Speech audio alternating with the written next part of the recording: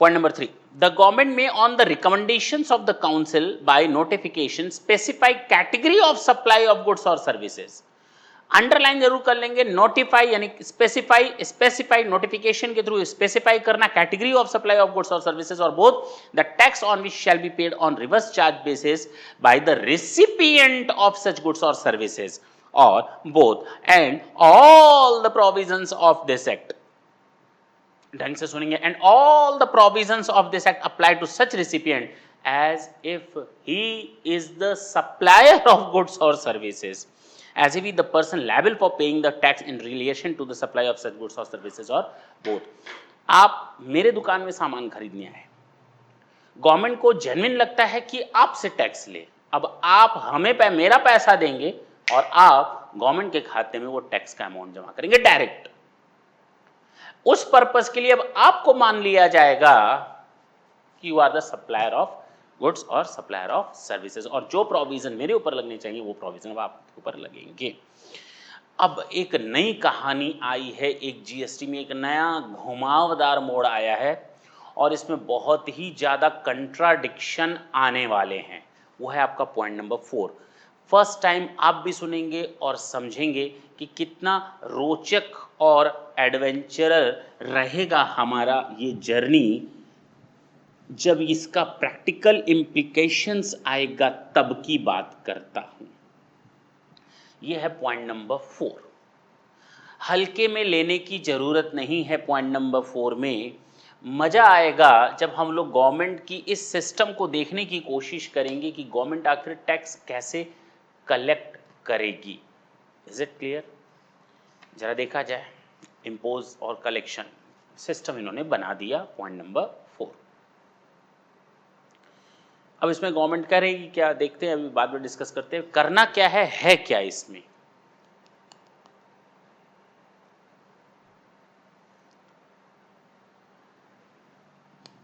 ये mister x है, ये मिस्टर वाई है.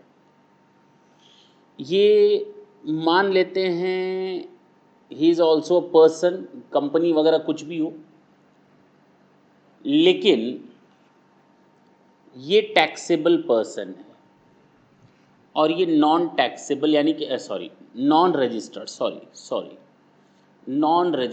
पर्सन है. ये रजिस्टर्ड पर्सन है. ये इसके पास जाता है, कहता है सप्लाई दो. इसने गुड्स की या सर्विसेज की सप्लाई दे दी वाई से एक्स के पास. होना क्या चाहिए था कि ये नॉन रजिस्टर्ड पर्सन इससे टैक्स वसूलता और गवर्नमेंट के अकाउंट में उस टैक्स को ट्रांसफर कर देता, यानी 1000 रुपये अमाउंट अपना और 100 रुपये गवर्नमेंट का पे कर देता. ये हिसाब किताब रहता. लेकिन चूंकि ये नॉन रजिस्टर्ड पर्सन है, क्या है ये? Non registered person. तो if he is a non registered person then he is not capable to release tax invoice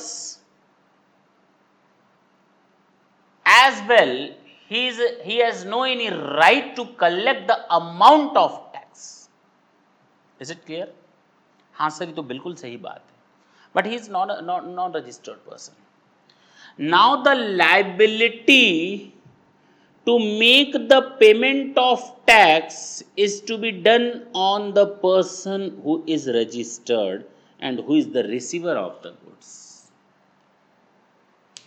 मैं जरा पढ़ूँ अब इसको, थोड़ा उल्टा नजर आया जी. मिलाते हैं कुछ. Point number 4, the central section 9 का सबसेक्शन 4, द सेंट्रल टैक्स यानी सेंट्रल टैक्स मतलब CGST in respect of the supply of goods और सर्विसेज और both by a supplier who is not registered to a registered person shall be paid by such person on reverse charge basis as the recipient and all the provisions of this act shall apply to such recipient as if he the person liable for paying the tax. That's it. कितनी बड़ी मुसीबत आ रही है. अब इसकी क्या गलती थी? अब देखें, ये नॉन रजिस्टर्ड है. हो सकता है इस बंदे ने 20 लाख के अंदर की सेल की हो, इसलिए इसको रजिस्ट्रेशन की जरूरत नहीं पड़ी. और अगर इसको रजिस्ट्रेशन की जरूरत नहीं पड़ी और इसने सामान बेचा है रजिस्टर्ड बंदे को, तो अब टैक्स इससे कलेक्ट किया जाएगा क्या? देखने वाली बात है। Is it clear? यानी गवर्नमेंट ने किसी बंदे को छोड़ा ही नहीं। यानी नॉन रजिस्टर्ड बंदे से भी एक टैक्सेबल, यानी रजिस्टर्ड बंदा सामान लेने जाता है तो इसका मतलब ये नहीं कि वो उस टैक्स से मुक्ति पा गया। उस छोटे से दुकानदार से सामान लेने जाएगा तो भी अब उसको उसका हिसाब किताब रखना पड़ेगा। जी सर जी जी। और ये बहुत ही ज्यादा कॉस्टली होगा और ये बहुत ही ज्यादा बुक कीपिंग को कॉम्प्लेक्स सिचुएशन में ले आएगा, रिकॉर्डिंग को, यानी जो आप बुक्स ऑफ अकाउंट मेंटेन करते हैं उसकी बात मैं कर रहा हूं। फिलहाल ये पॉइंट आ गया है आपका पॉइंट नंबर 4, जो कि अब तक देखा नहीं था। पॉइंट नंबर 5 की बात करते हैं। हम लोगों ने पहला देखा, गवर्नमेंट नॉर्मली टैक्स इंपोज करती है, नॉर्मल टैक्स सिस्टम चार्ज करती है सीजीएसटी के नाम से। सेक्शन 15 के वैल्यूएशन के हिसाब से 20% से ज़्यादा नहीं हो सकता। अल्कोहलिक पर किनारे कर दो। पॉइंट नंबर 2 में देखेंगे क्या है, और टैक्स कलेक्ट कर लिया जाएगा, हो गया। पॉइंट नंबर 2 बोलता था कि जो भी पेट्रोल है, हाई स्पीड डीजल है, स्पिरिट है, या फिर आपका एविएशन फ्यूल है, टर्बाइन ऑयल है, उसको गवर्नमेंट जिस दिन से और जिस रेट से टैक्स चार्ज करेगी वो अप्लाई हो जाएगा। ये पॉइंट नंबर 2 बोला। पॉइंट नंबर 3 बोलता है, यानी sub section 3, reverse charge mechanism. वो सिंपल रिवर्स चार्ज मैकेनिज्म था, इस पर ना टैक्स लगाकर सप्लायर पर रिसिपिएंट ऑफ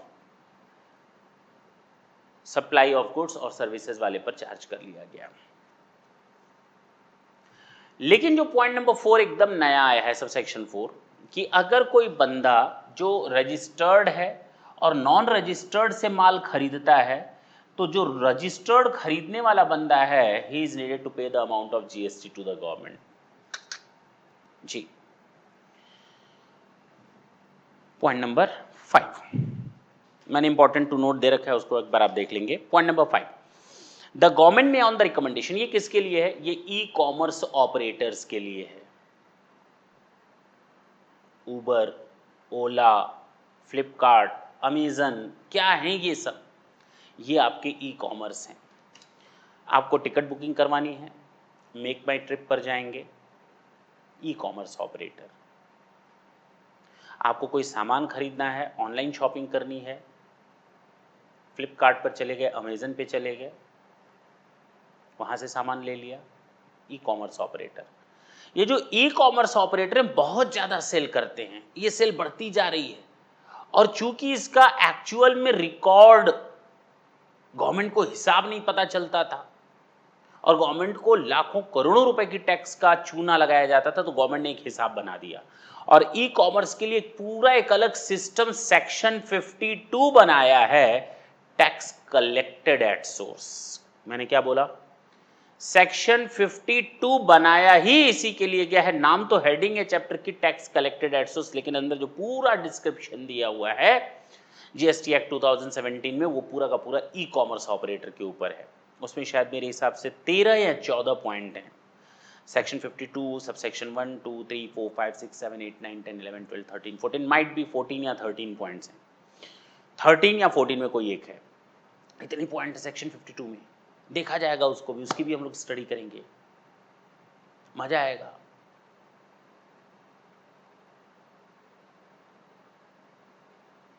टीडीएस के लिए आपका सेक्शन है 51 और टीसीएस के लिए सेक्शन है ई कॉमर्स वाला 52। टीडीएस के लिए 51 और टीसीएस के लिए 52।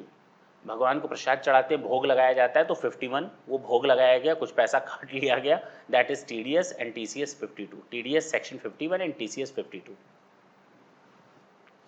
फिलहाल अभी तो हम बात कर रहे हैं सेक्शन 9 की एंड पॉइंट नंबर 5 की। तो ऐसे ई कॉमर्स ऑपरेटर पर जो टैक्स सिस्टम लगेगा उसके लिए पॉइंट नंबर 5 बनाया गया है। अब बताओ ना, लेवी एंड कलेक्शन की बात की गई है ई कॉमर्स ऑपरेटर पर, कैसे? टीसीएस के थ्रू। टीसीएस कहां पे है? सेक्शन 52 में। कितना का रेट है? 1% टीसीएस है। कितना टीसीएस है? 1% का टीसीएस है। किन लोगों पर? ऐसे ई कॉमर्स या वेब पोर्टल चलाने वालों के ऊपर। मेरी बात अब समझ में आ गई? ये मीडिएटर का काम करते हैं। मुझे गाड़ी बुकिंग करानी है, मैं ओला कैब बुक कराता हूं ऑनलाइन, लेकिन ओला वाले के पोर्टल के थ्रू टैक्सी ड्राइवर आता है मेरे दरवाजे पे, हमको लेकर चला जाता है, पैसा ले लेता है, वो सर्विस प्रोवाइडर, मैं सर्विस रिसीवर, बीच में कौन आया? बीच में ओला आया। उस ओला वाले के ऊपर टैक्स का सिस्टम लगेगा। अब बात समझ में आई? क्योंकि वो फर्स्ट पार्टी और सेकंड पार्टी दोनों को मिला रही है, सर्विस प्रोवाइडर और सर्विस रिसीवर को, और बीच में कमीशन ले रही है। तो कहा गया द गवर्नमेंट में on the recommendations of the council by notification specify categories of services, cut services, only services. अब तक इसके पहले services and supplies of goods दोनों की बात हो रही थी, क्योंकि यहाँ पर केवल ई पोर्टल यानी कि ई कॉमर्स वालों की बात की जा रही है, वेब पोर्टल वालों की बात हो रही है, यहाँ पर केवल सर्विसेज की बात होगी।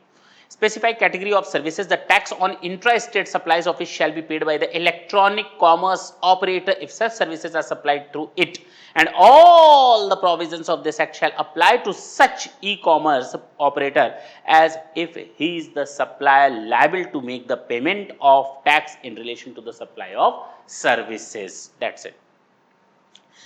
ये जो प्रोविजो आगे दिए हुए हैं ना, proviso 1 provided and provided further, कहिए तो मैं बता देता हूँ, चलिए बता देते हैं, इसको भी खत्म कर देते हैं, क्योंकि जब सेक्शन 52 पढ़ेंगे तो वहाँ पर ये प्रोविजो में प्रोवाइडेड फर्दर की वाली जो दोनों पॉइंट हैं सबसे लास्ट में वहाँ डिस्कस करवाऊंगा। लेकिन फिलहाल हम यहाँ पर आज देख लेते हैं। अब मान लो ये वेब पोर्टल वाला इंडिया में है नहीं,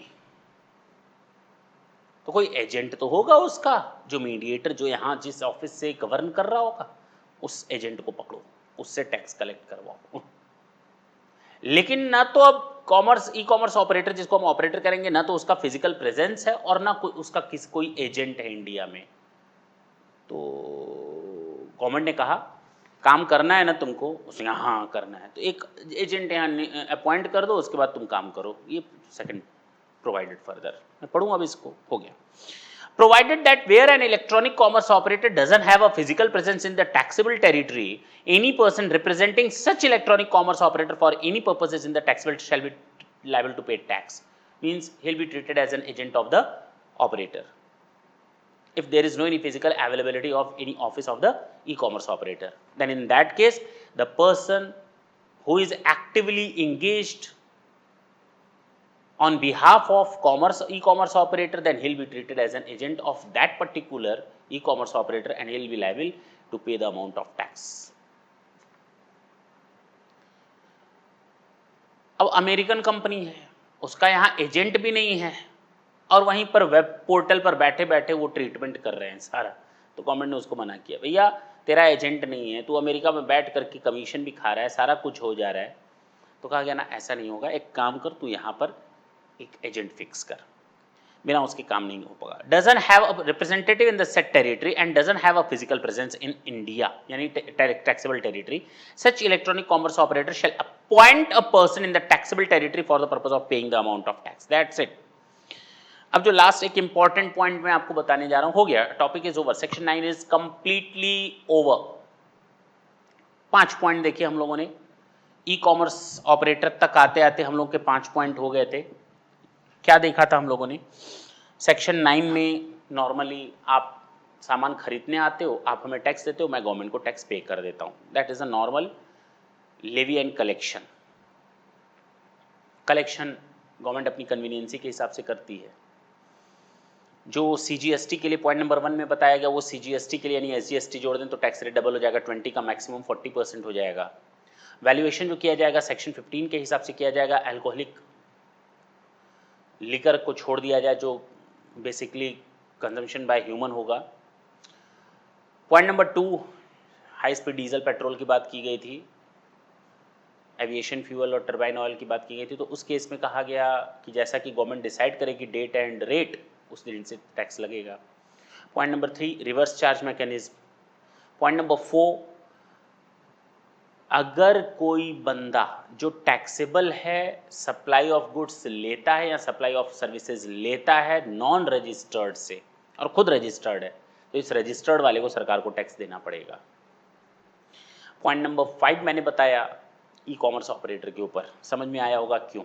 ये 5 लेवी एंड कलेक्शन है, ये पांचों पॉइंट खत्म हो गए। अब नीचे इंपॉर्टेंट टू नोट है, उसमें मैंने ये बताया है कि जो पूरा सिस्टम जीएसटी का है ना, वो पूरा मशीन पर है, पूरा पोर्टल बेस्ड है और सब कुछ ऑटोमेटिक होना है। Maximum work will be done automatically, यानी अब ह्यूमन बीइंग की जरूरत बहुत कम है। यानी अब आपका कोई भी हिसाब किताब में गड़बड़ी होगा, सॉफ्टवेयर लाल बत्ती जला देगा, आपको बताएगा आपने गलती की, आपने सामान खरीदा उसका रिकॉर्ड नहीं रखा, आपने सामान बेचा आपने रिकॉर्ड नहीं रखा, उसको मालूम है। वो हर तरह का ट्रीटमेंट क्रॉस टैली अपने आप उस सॉफ्टवेयर में कर रहा है और आपकी चीज़ें आपको बता रहा है। देखो आपकी डेट है, ये रिटर्न भरने की, देखो ये टैक्स भरने की डेट है, देखो ये डेट बीत गई, आपके ऊपर इतना इंटरेस्ट लगेगा, देखो उसने माल आपको बेचा लेकिन आपने अपनी बुक्स में शो नहीं किया है, देखो आपने अपना माल बेचा वहाँ पर उसने तो दिखाया, आपने अपने में नहीं दिखाया, आपका इतना मिसमैच फिगर है। एडजस्टमेंट वो सेल्फ करेगा टैक्सेस का, सब चीज ऑटोमेटिक है। यानी मैक्सिमम पोर्शन वर्क का अब ऑटोमेटिक होगा। तो सबसे बड़ा फायदा इस सिस्टम का ये होगा, करप्शन कम से कम होगा, इंटरफेरेंस और लोगों का डिपार्टमेंट के साथ इंटरफेसिंग कम हो जाएगी, जिसके कारण करप्शन और कम होगा, गलती होने की पॉसिबिलिटी बहुत कम होगी और जो टैक्सेशन सिस्टम है वो बहुत ट्रांसपेरेंट हो जाएगा, गलतियों को समय पर सुधारा जाएगा और नोटिस जो बीइंग हर्ड की होती हैं ऑटोमेटिक हो जाएंगी। आपको आपकी सारी की सारी इंफॉर्मेशन आपके मोबाइल नंबर पे एसएमएस के थ्रू या मेल आईडी पर आपके भेजी जाएगी, ऑटोमेटिकली सब क्रिएट और जनरेट होगा टोटल। इसका एक सबसे बड़ा डिसएडवांटेज है, एक बार अगर ये सिस्टम फेल्योर हो गया, सिस्टम फेल्योर होने का मतलब डेटाबेस में कहीं कमी आ गई, कोलैप्स, लेकिन ऐसा होगा नहीं, उम्मीद नहीं कर सकते। लेकिन हाँ, जब ह्यूमन नहीं है और केवल सिस्टम बेस्ड है, सिस्टम फेल तो सब फेल जी, मशीन फेल तो सब फेल, इम्पॉसिबल भी कुछ नहीं है। That's it. टाटा बोलने का वक्त आ गया है। सेक्शन 7, 8, 9 ये 3 सेक्शन हम लोगों ने सक्सेसफुली कर लिए। नेक्स्ट सेक्शन में हम लोग सेक्शन 10 देखेंगे, कंपोजिशन स्कीम, जो मैंने यहाँ पर भी लिखा था, और कंपोजिशन रूल्स को भी साथ में कवर करेंगे। Thank you, thanks a lot.